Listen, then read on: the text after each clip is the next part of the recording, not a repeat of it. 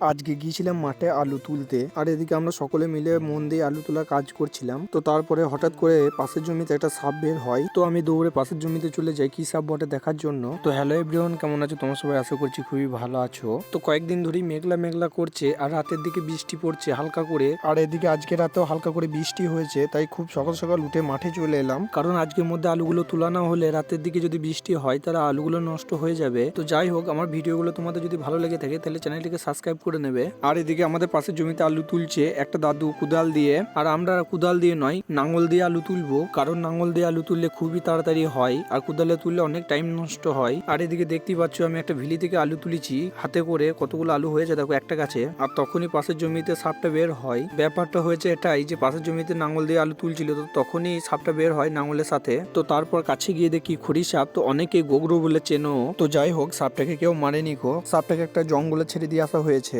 তো যাই হোক, তোমাদেরকে দেখাই নাঙ্গল দিয়ে কিভাবে আলু তুলে। তো এটাই হচ্ছে নাঙ্গল দিয়ে আলু তোলার পদ্ধতি। তো এরকম করে নাঙ্গল দিয়ে আলু তুললে টাইম খুবই কম লাগে এবং তাড়াতাড়ি আলুগুলো তোলা হয়, শুধু কুড়ুতে পারলেই হবে। তো যাই হোক, সারাদিন ধরে আলু তুলে দেখতে পাচ্ছ এগুলো হচ্ছে আলু 26 বস্তা হয়েছে। তো তোমরা অবশ্য বলবে যে 26 বস্তা আলু হয়েছে, তো এখানে এই ক বস্তা আলু কেন? তো আমরা ভাগ চাষ করি, তাই জমিওয়ালাদেরকেও ভাগ দিতে হয়েছে। তো যাই হোক, আজকে ভিডিও এখানে শেষ করছি, টাটা।